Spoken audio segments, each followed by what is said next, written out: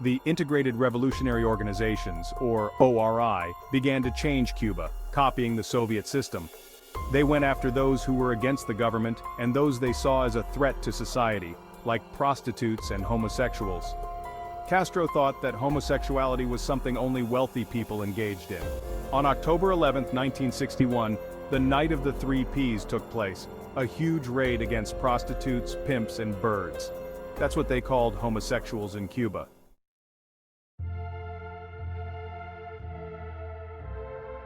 Homosexuals and opponents of the Cuban Revolution in the military units to aid production in Cuba.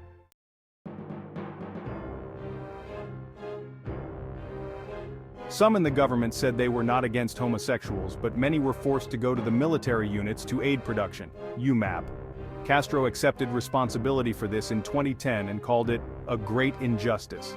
In 1962, the Cuban economy was in bad shape due to mismanagement, low production, and the U.S. trade embargo. The lack of food forced the government to issue ration books, which caused protests in Cardenas.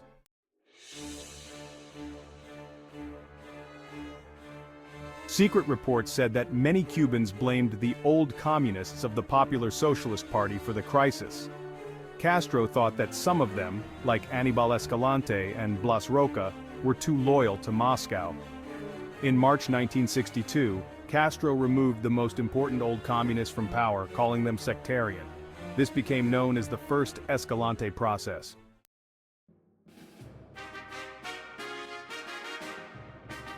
Due to the economic situation, a period called the Great Debate began within the government. Fidel Castro invited Marxist economists from around the world to discuss two main ideas.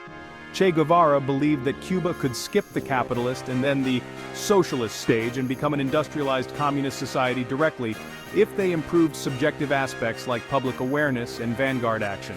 On the other hand, the Popular Socialist Party said that Cuba needed a transition period as a mixed economy, where they would make the most of the sugar industry to generate profits before they could establish a communist society.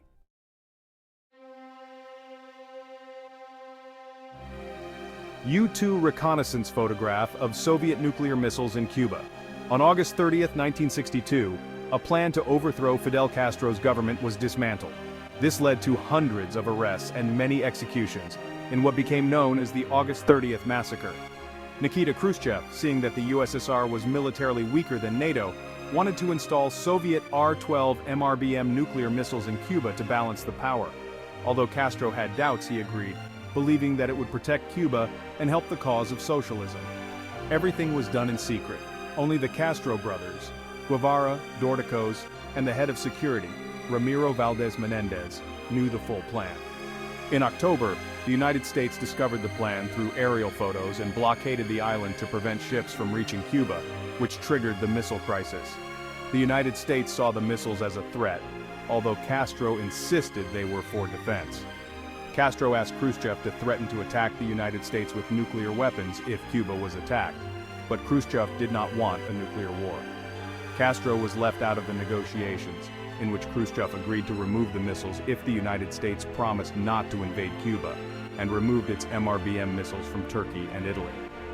Castro was left out of the negotiations, in which Khrushchev agreed to remove the missiles if the United States promised not to invade Cuba, and removed its MRBM missiles from Turkey and Italy.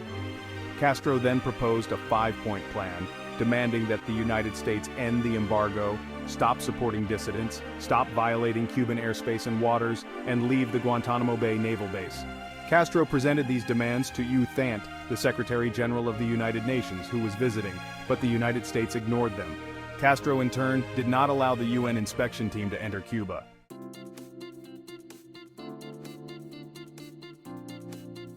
In February 1963, Castro received a personal letter from Khrushchev inviting him to the USSR. Castro arrived in April and stayed for 5 weeks. He visited 14 cities, gave a speech in Red Square, watched the May Day parade from the Kremlin, received an honorary doctorate from Moscow State University, and was the first foreigner to receive the Order of Lenin. Castro returned to Cuba with new ideas. Inspired by the Soviet newspaper Pravda, he merged Hoy and Revolution into a new newspaper, Granma, and promoted investment in Cuban sports, which led to greater international recognition in this field. The government decided to temporarily allow anyone who was not male and between the ages of 15 and 26 to leave Cuba. This allowed them to get rid of thousands of opponents.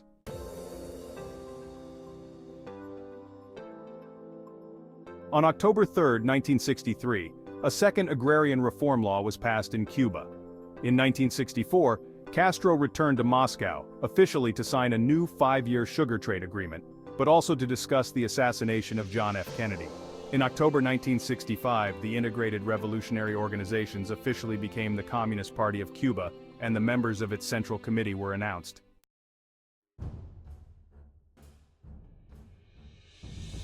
Despite the doubts of the Soviets, Castro continued to call for a world revolution and finance left-wing guerrillas. He supported Che Guevara's Andean Project, a failed plan to create a guerrilla movement in the mountains of Bolivia, Peru, and Argentina. He also allowed revolutionary groups from around the world, from the Viet Cong to the Black Panthers, to train in Cuba. Castro believed that Africa, dominated by the West, was ready for a revolution, and sent troops and doctors to help the socialist government of Ahmed Ben Bella in Algeria during the Sand War. He also allied himself with the socialist government of Alphonse Masemba Dabat in Congo-Brazzaville. In 1965, Castro allowed Guevara to travel to Congo-Kinshasa to train revolutionaries against the Western-backed government. Castro was devastated when Guevara was killed by CIA-backed troops in Bolivia in October 1967, and attributed it to Che not taking care of himself.